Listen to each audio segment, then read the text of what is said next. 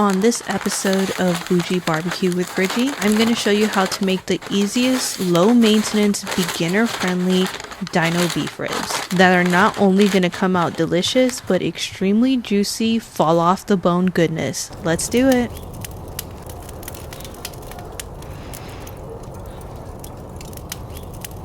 If you have yet to master fire management or just have no idea where to start, this method is for you. It's called the snake method. What exactly is the snake method when it comes to barbecue? This is a method where you run a long ring of unlit charcoal along your smoker, preferably a kettle smoker. Once you're done, it'll be in the form of a snake or a C shape. Once the charcoal is lit, it's a falling domino effect. So with that, your fire will have a consistent temperature. This requires the method to be performed perfectly. Too much space between the lined charcoal might give you inconsistent temperatures and your fire might go out. Another key factor when it comes to a constant temperature are the vents on your smoker. This method needs proper airflow to make sure that the fire stays lit. My goal starting temperature is going to be 250 degrees. To make sure I reach that temperature, I'm doing a triple stack as seen here. But I know my beef ribs are going to stall, so I'm actually going to stop right here. From past cooks, I know my fire is going to reach right here at hour 4. So to help my beef ribs go through the stall, I'm going to bump the temperature up to 275 degrees. In order for my fire to be able to go up to 275 degrees, I'm adding another row of charcoal.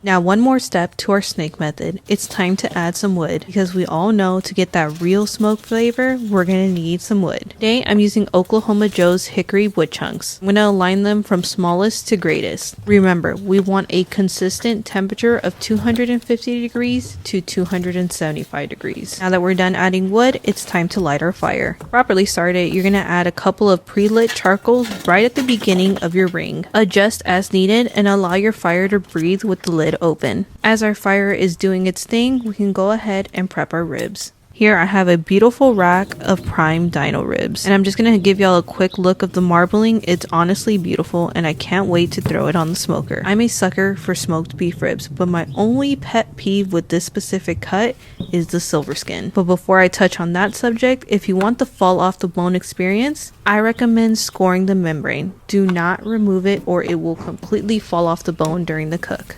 When it comes to smoked beef, fat is okay, but with this specific cut, it usually comes with a thick silver skin. And in order for you to find that pesky thick silver skin, you have to remove majority of the fat. Some silver skin is definitely okay to leave on, but with a thick silver skin that comes on dino ribs, it is not a good bite. But we also don't want to cut too much meat off. So gently insert your knife right underneath the silver skin and gently trim it off. Once all the silver skin is removed, it's time to season. Today I'm using my favorite rub when it comes to beef. It's Oklahoma Joe's Texas rub. I'm telling you guys, it is so good on beef. So don't sleep on it. Get your very own bottle on their website. I mean it. And before I forget, do not throw away your beef fat. Put it to the side. I'm going to show you what to do with it a little bit later.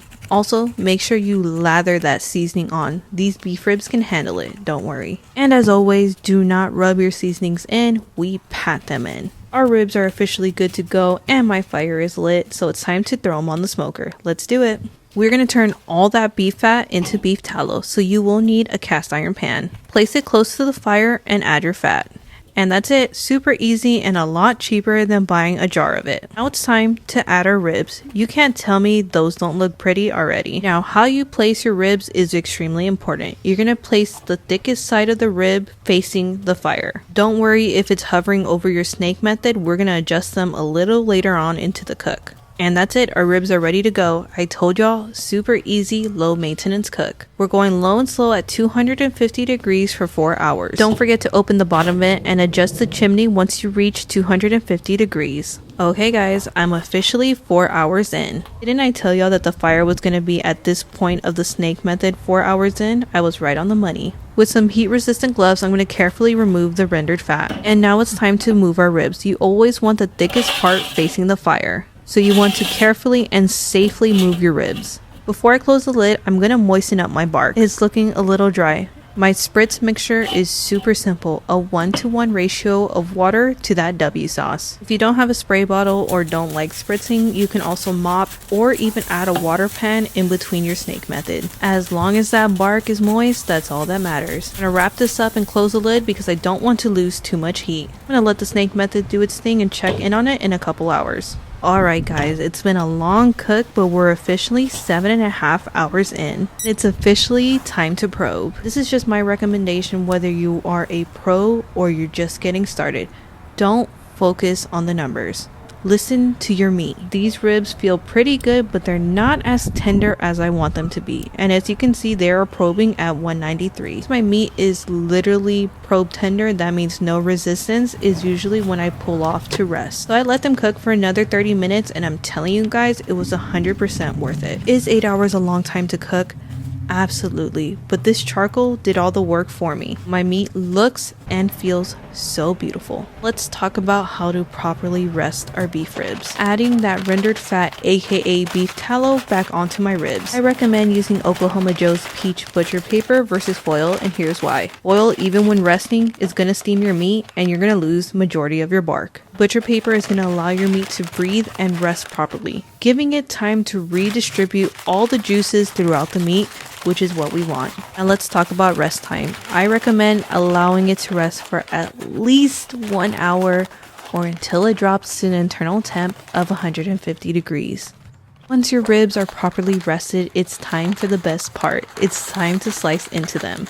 And I'm telling you guys, they look amazing. So happy with this cook. Bark is still intact, they smell amazing, and they're ready to get sliced into. My knife literally went into it like butter. I felt like I was cutting a cake, not a beef rib, and I'm gonna let the meat speak for itself. You want to be able to see the moisture within the meat. You don't want it dripping out. It is because you don't want to lose moisture within the meat. You want that moisture to stay in the meat so you get a nice velvety bite each time.